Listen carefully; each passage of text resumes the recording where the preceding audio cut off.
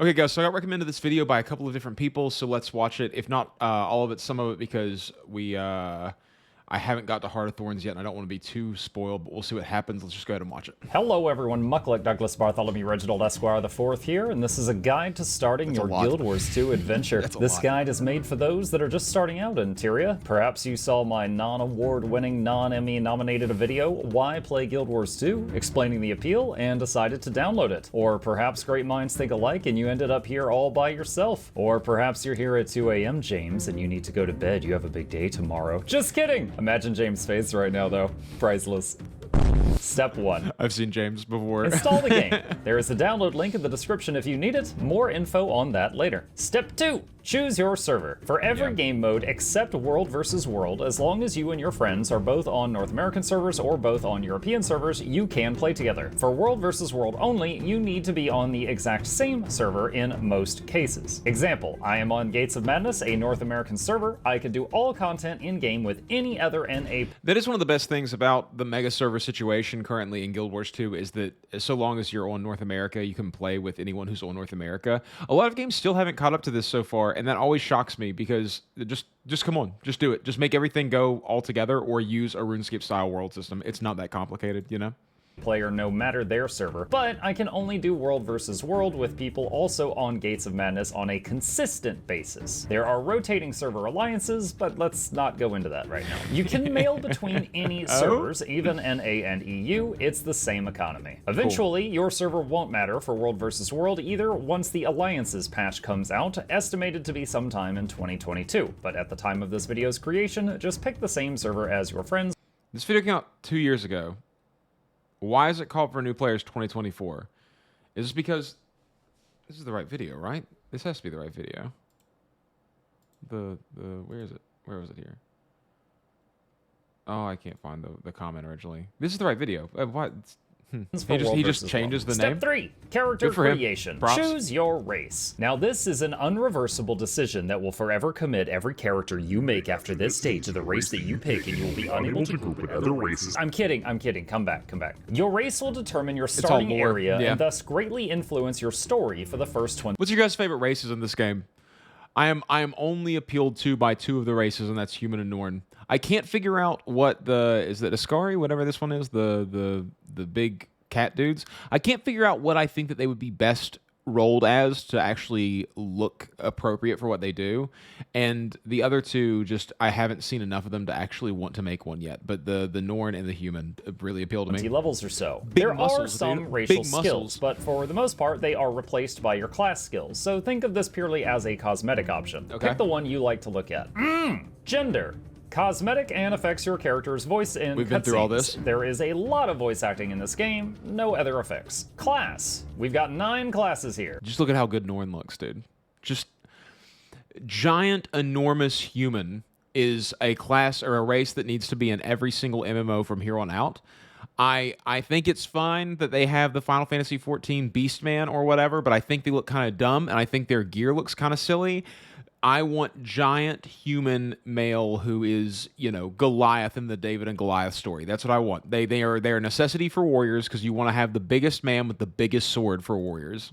8 if you do not have the or you want to have big mommy energy. That's the other thing. I appreciate the big mommy energy too.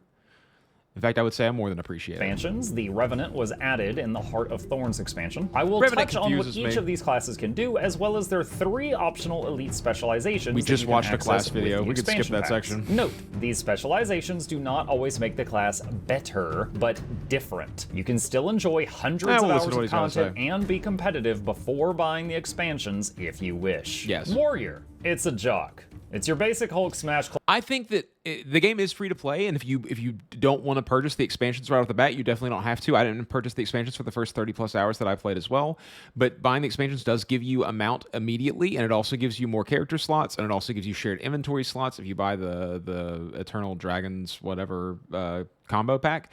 So I would definitely recommend getting the expansions. It's a pretty low purchase price for all the content that you're getting in general, and there's lots and lots to do in there, and I think it'll be over a year or 2 before I have to buy any other expansions for this game.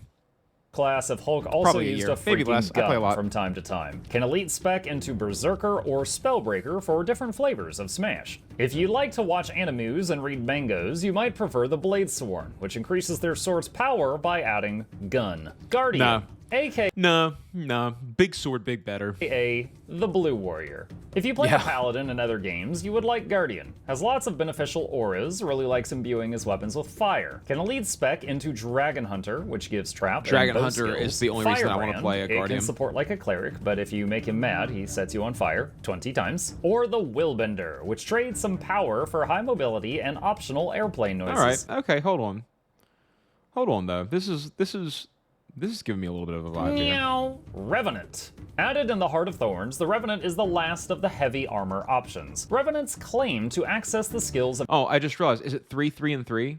Is it 3 heavy armor, 3 medium armor? Oh, that's genius. I never even noticed that when I was looking through this originally. That's really good. The Revenant is Genius. the last of the heavy armor options. Revenants This game does a lot of claim really to little access things the skills really of right. dead heroes and use them at their disposal. Everyone else wonders if they are just schizophrenic. They have different dead heroes they can channel that give them very different strengths depending on the situation. Can elite spec into the Herald, a bursty damage version with group buffs. Renegade summons stationary spirits that buff nearby allies, similar to totems from many other MMOs. Or the Vindicator, whose motto is So these were added in these respective expansions. So you only had one at the beginning. Is that what I'm being led to believe here? That in Heart of Thorns, it came out with one elite spec. Okay, so Vindicator is the one that appeals to me the absolute least of all of the classes. Maybe because they weren't on my radar when I first made a character, so I didn't think about them whatsoever. They sort of have Dark Knight vibes to them a little bit, but with a little bit of other things going on. I have noticed a lot of people playing Revenants right now. Multiple people have told me in Discord that they have been playing a Revenant and doing this and doing that. And on my video that I made the giveaway for, where I had everyone post what their current class was, a lot of people there have chosen Revenant as well. So I wonder what's so special about Revenant that makes everyone really into it. Is it the high skill ceiling? What's better than 2 dead voices whispering in your head? How about 3 dead voices? Unlocking many additional skills and the ability to use Doomfist's Meteor Strike. The second row is the medium armor options. Ranger, your bow and arrow class with a pet companion to help hide how lonely we really are. Did I say we? I meant they. Can we cut that out? Can elite spec into Druid, a healer and buffer. Soul Beast can merge with your pet's soul. I wonder if Druid has any transformation abilities. I kind of doubt it. To gain animalistic abilities such as clawing, leaping, spitting acid, getting stuck in trees, dragging your tush on the carpet, etc. like that. Or the Untamed, allowing you to leap into the fray and swing a sledgehammer wildly like a caffeine-free, diet, zero-calorie berserker. Thief. A backstabbing, egomaniacal, opportunistic kleptomaniac. He goes invisible and goes. Thief looks really, really interesting to me. I might make my third character be a thief, perhaps. Stab. Because then I'll have a medium, a heavy, and a medium, a heavy, and a light. So, and thief just looks cool to me. Or Blam Blam, if he likes pistols. Yeah, Can elite spec into cool Daredevil, gains access to his staff for bonk bonk. Deadeye, he's a sniper now, upgrades Blam Blam into boom. Or Spectre, if they want to actually do respectable work and support their groups when not damaging enemies. Engineer. I can't get into the support functionality of my class currently. I play Necromancer, and I can't get into the support functionality currently because I'm not good enough right now to be able to focus on not only dealing damage, but then to put down wells and everything for everybody. So it just makes me have to switch between the two, and then I feel like I'm not doing enough damage, and I freak out. So I'm all damage boy currently. DPS not of respectable, a glass not cannon helpful, with 27 not demure, more not utility dainty. options. Has a plethora of gadgets and tools at his disposal. Can set up turrets, throw grenades, landmines, and more. Can elite spec into Scrapper, often considered tanky. The Scrapper wields a two-handed hammer and has small drones flying around him assisting. Or a Hollowsmith. It's Green Lantern. Really? He makes things out of light and beats you with them. Or a That's kinda cool, Mechanist, though. which spends their free time making a Gundam. Holy Necromancer. Can you customize the Gundam?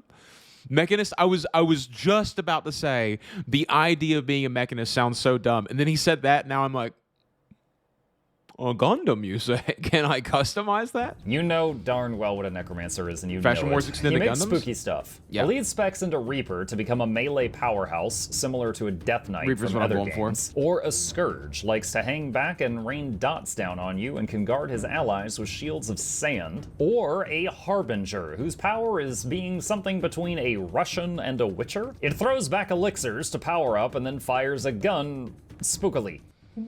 Yeah, so he's Alchemy Witcher. That's cool. I married a Russian. I know a Russian when I see one.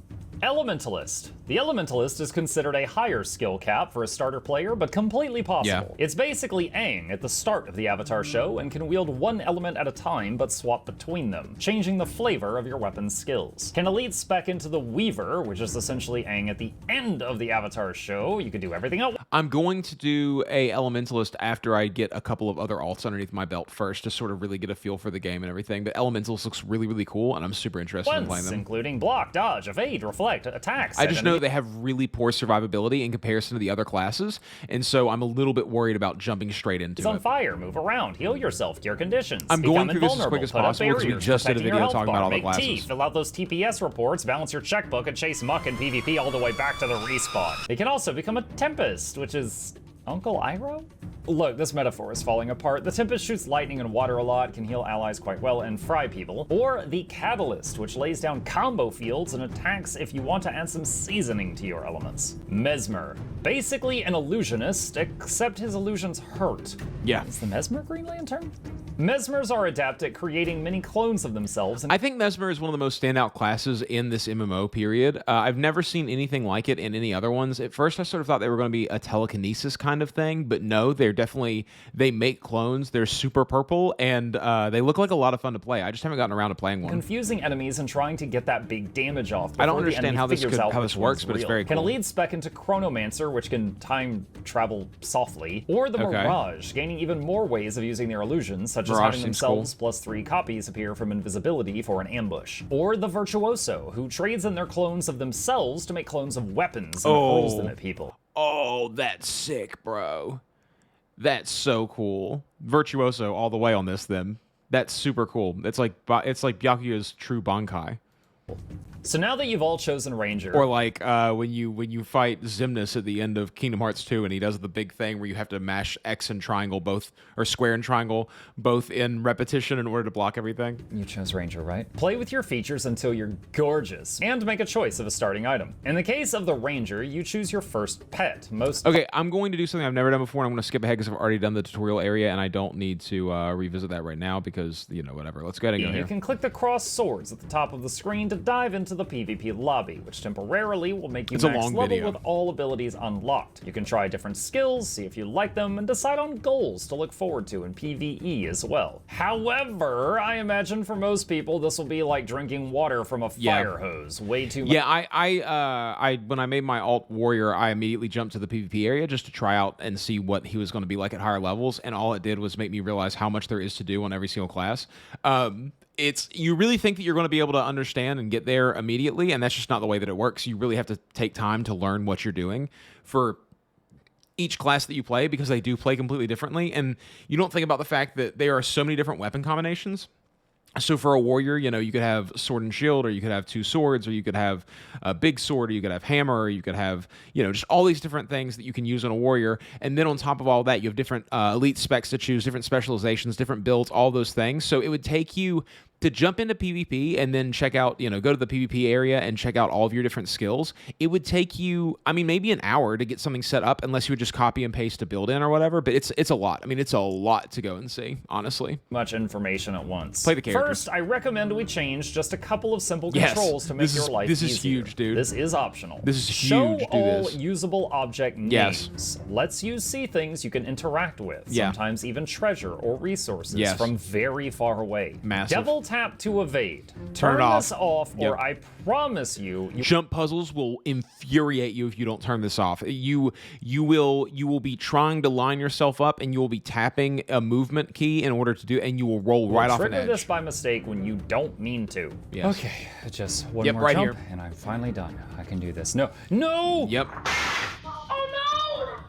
Bind evade, aka the dodge roll, to something else. I like to use the V key myself, but just don't be double tapping for it. Turn on auto loot so that when you click a dead enemy, I use a secondary mouse button, so I have mouse buttons on the side of my mouse, and I put dodge on that. Vacuum up the treasure without having to click a confirmation. AoE loot on interact lets you loot multiple enemies at once if their bodies are close together. There's lots of other nice settings in there, but those are the crucial. And there's even apparently legendaries or masteries that allow you to just loot things by running by them, so that's really cool too. You will battle with your inventory in this game, just so you're aware. For anyone starting out in this game, just be aware there's a lot of inventory management that's going to happen to you. Ones, in my opinion, to start with. Vistas. This icon is a vista. I love a vista. When you interact with one, you get a small cinematic view of the surrounding area. As you progress in the game, the vistas will be more challenging to access, these little such as guys are higher kinda up cool, or on a cliff. honestly. These give experience and count toward filling your map. Tasks, aka hearts. These are like small quests in the area. When you enter an area of a task, it pops up at the top right of the screen with a list of things you can do to help. You can do anything on that list to fill the bar up.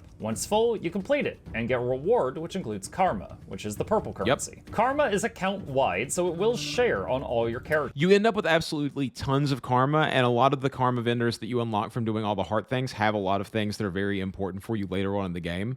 I've only bought one karma item so far in the nearly 40 hours that I played the game, and it was just a scepter that I got from doing a pirate jump quest just because it looked kind of cool.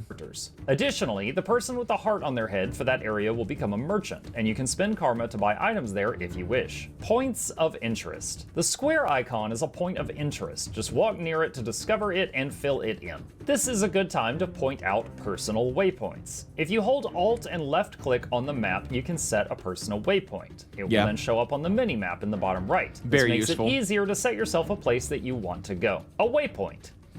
The open world is really, really big, and it can be very easy to get lost because a lot of the pathing that you have to do in order to get to places isn't super obvious by looking at the map. So if you just pick a straight line and start running for it, you might start running into hills and things that you have to sort of work your way around. It's Skyrim vibes in that way.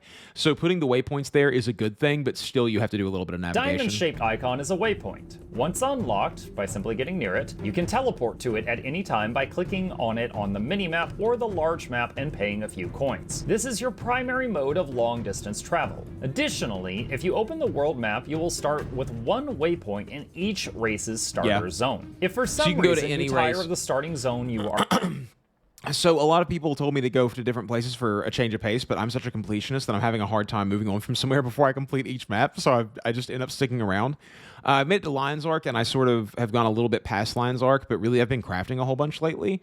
And, you know, there's a whole bunch of different areas all over the place. They all look kind of different. The expansions all have their own areas, and they become these big, huge, wide open areas. The original areas in the game, in the base game that you're going to go to, are made for you to not have a mount, so they're more compact and sort of small put together. So if you think, wow, these areas aren't massive like other MMOs, wait until you see some of the stuff later on. I've only seen through screen sharing from some of my friends, but it gets absolutely massive, dude. I can't wait to get into the expansions. Are in and want to try in other races, you can. Just remember, your personal story quest line, which is the green markers, will be in your race's lands, so you will have to go back there periodically to advance it. Underwater. You'll notice when I went underwater briefly here, all my buttons were locked. Yes. We'll come back to that. Hero challenges. The up arrow icon is a hero challenge. It's typically a stronger than normal monster or something to interact with that gives you a hero point. Hero points are used to unlock skills after reaching level. Hero points are something like your champion points in Elder Scrolls Online, but not completely. Hero points are really what allows you to unlock your skills later on. You get all of your skills just through leveling up or getting a new weapon, but then all of these are your support skills that you unlock. And you'll have to choose one of the skills to slot to each slot that's over past 5. So you'll very quickly start to see what all that is and how all that works. But you know, you have a build that you can put together from, you have 5 different skill lines that you can get, and you can mix and match all of the skills in these depending on which slot you're putting it in. So you can make basically any build. It's nuts, dude. The character crafting in this game is so good and so free. It's right up there with games like Mabinogi or like Elder Scrolls Online. It's really, really good. It really doesn't, you don't adhere super specifically to the holy trinity of DPS, tank, and healer. There's a lot of different things that you can actually do within your class, and that allows you to customize a lot. and setting your first utility slot. You can always use your racial skills, but in most cases, your class skills will surpass them. Yeah. Click on training and you can look through the different options and work toward whatever skill you wish. Remember, you can step into the PvP lobby and try out any skill in the game before committing to it if you wish. There's a lot of those. Eventually, you'll have enough hero points to unlock them all, but the order you unlock them in can influence how much fun you're having during leveling. Here you see when I smash my new sword down, the screen shakes. You can turn off disable camera shake if you wish in the option. You can also turn off your the tint, the collar tint that goes on over top of your camera whenever you use certain skills. So if you play a necromancer, whenever you use your spectral form, what's going to happen is the whole screen's going to turn green. And if you're playing a world boss or any kind of big baddie content where there's lots of things on the screen that you're trying to pay attention to, it sort of monotones the whole thing and makes it really difficult to tell things apart. So turning that off is absolutely huge. The Scouts, which is the telescope icon, will reveal a chunk of the map. What do your elf eyes see? Here I tried to use a charge ability, Ranger Greatsword 3, to dash in a line. Oh, Ranger does have charge abilities. That's cool. You need movement abilities with melee classes, or else they feel really terrible. You have to be able to reposition yourself really quickly. But it auto-targeted a nearby enemy and stopped me short. I then turned off auto-targeting in the options. Depending on your skill set, you may like it on or off, but know that it is an option. Boons versus conditions. In Guild Wars 2, you will occasionally see references to boons and conditions. Boons are basically buffs, conditions are basically debuffs. Yep. No matter the source, they share icons to make it easier. This is, and a lot of the classes, or a couple of the classes, at least the Necromancer that I've been playing, has a lot of interesting interwoven things that have to do with boons and conditions. And they have sort of things that put conditions on themselves, and then they give them to other enemies, you know, through curses. It's a whole really interesting mishmash. When I say that this game becomes really complicated, I mean, you can just pull builds off the internet if you would rather do that. If you would rather not have to go through and figure out what everything does for yourself. I'm not a big build guide follower unless there's just one build that's considered to be the optimal or the best. I like to play the game that I want to, and I like to find what my style is and then make a build that sort of goes around that. And I will tell you, dude, it is complex. There are a lot of things going on if you want to actually be useful and valuable to people around you in this game. And you can make it, I feel like most classes, you can make it as easy or complicated for yourself as you want to. But if you're interested in playing a game that has really, really deep combat mechanics, this one has them. For example, if an elementalist sets you on fire with magic, or an engineer sets you on fire with a flamethrower, either way, you would get a condition called burning with a flame icon. Once you've played the game for a bit, you'll be able to recognize these icons at a glance. At level 8, you will get your first underwater weapon, a trident, a harpoon gun, or a spear, and a rebreather, which replaces your head slot item underwater. Now I can go get that point of interest in the water and fight underwater should I have to. What to do with your loot. Deposit all materials by clicking this button near the... Yeah, I've heard that the underwater combat sort of goes away later, and I kind of get why, because it definitely changes the whole pace of things. You don't have two weapons that you can switch between anymore, so balancing your cooldowns gets to be a lot harder. Although a lot of the people that I've seen actually doing combat in these videos take it a lot slower than I do. Maybe I come from a different MMO world where constant uptime is the thing that you're worried about, and you're always trying to find some kind of damage skill to be using all the time, so you never want to have anything that's just completely locked out by cooldowns and you're only auto attacking. You know, uptime is the holy grail in most MMOs, but I've noticed a lot of people who are just sort of walking around fighting one enemy at a time, even in these videos by these people who are really high end at the game. And that just runs super counterintuitive to what I was doing prior in this game. And I do find it kind of frustrating because I find that I can't pull massive aggro and kill them all by myself the way I expect to in a lot of other MMOs. So maybe that's something going on, or maybe I'm just bad at the game. Who knows? Top right of your inventory. You teleport all materials, which are basically items used in crafting, to your bank material storage. Huge. You could do this. Yeah, you also have to break down a ton of items that you get. There's these boxes that you get that actually break down the items in your inventory because you're going to get a whole lot of gear that's not for your class. So you break down all those things and then you move it all to your craft bag, and then it gives you these other little green and orangey looking spiral things that you use to increase the luck of magical drops on your character. It is deep, dude. I'm sorry. I'm nerd dumping on you because I've learned so much about this game in only 40 hours of playing that it's spilling out of my brain onto the ground around me constantly. And every time I watch a video about this game, it just pulls more and more stuff out of me. There's so much going on. There's so many secondary currencies that are happening in the background that you're acquiring as you do other things. There are skins that you're going to buy with these legendary currency items that you get from fighting monsters or clearing maps or doing all those things. There's transmutation or transmog charges that you're going to get from clearing maps and doing dailies and those kinds of things that allow you to transmog.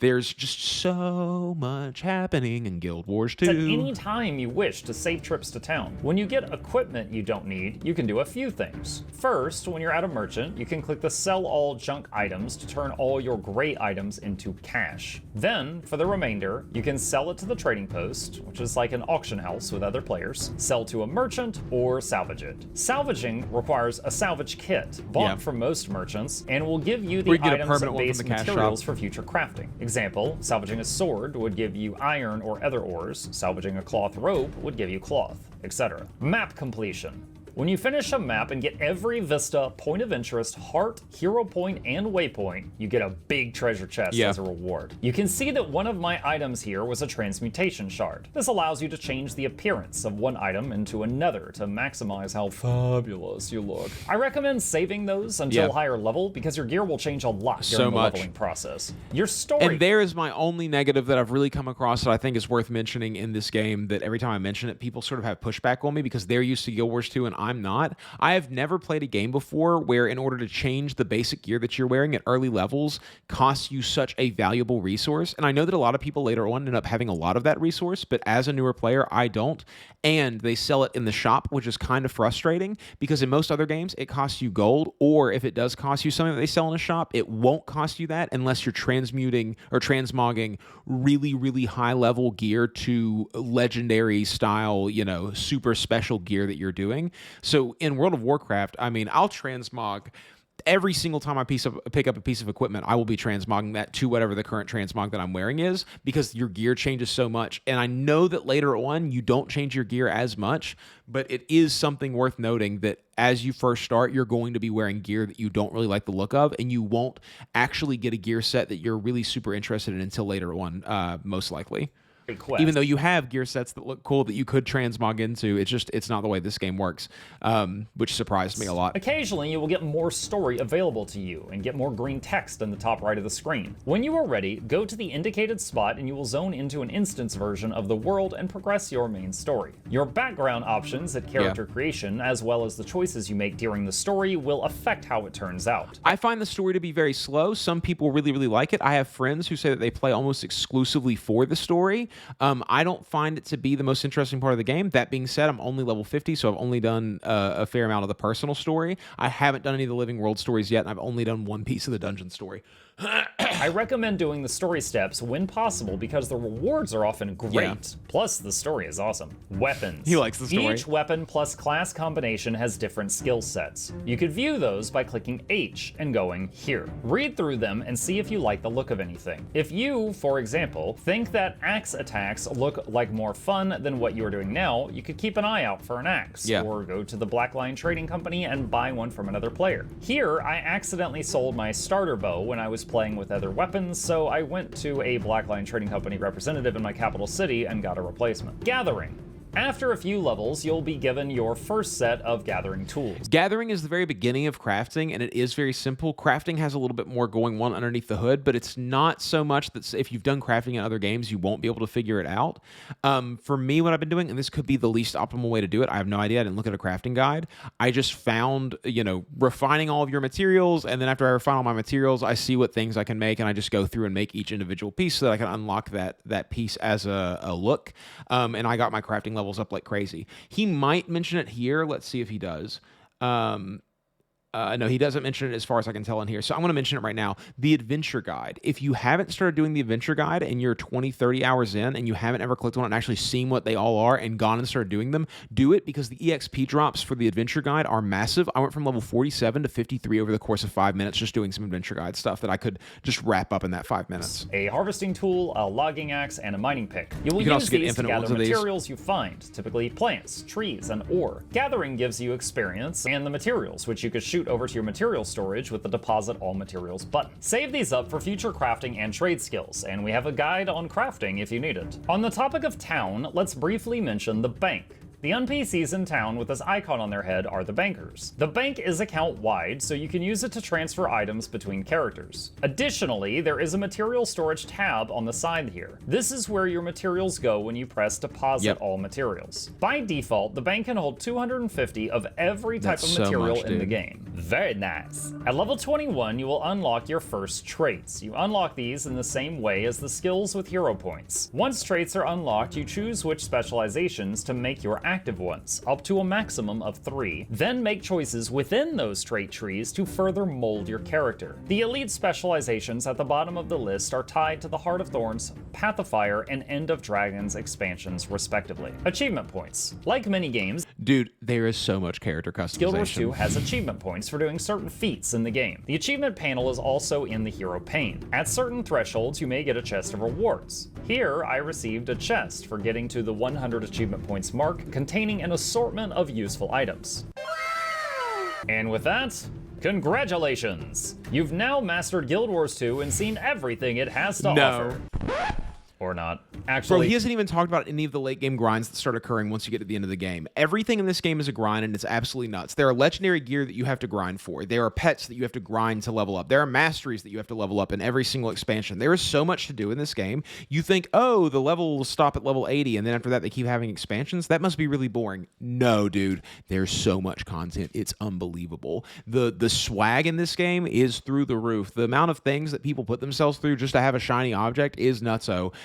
Get into Guild Wars 2 and play Guild Wars 2 and enjoy the game and see what it's about, because really, and I mean this, if you're someone who just likes MMOs, you're, you know, maybe not if you're committed hard to only one MMO and you don't play any other ones and all that, this game might overwhelm you. But if you've played all the MMOs, but you've just skirted around Guild Wars 2 because it's a free-to-play game and you weren't super into the idea of that or whatever, or the look of it, blah, blah, blah, this stuff, this looks like Morrowind. How could you not like this? Anyways, you should get into Guild Wars 2 and try it out, because I cannot stop thinking about Guild Wars 2. It is in my brain constantly, and I'm so excited to play more of it. Give his video a like if you haven't already. I'm going to subscribe to Muckluck. This is my first time watching a video for him because I'm just getting into Guild Wars 2 and just checking out stuff here.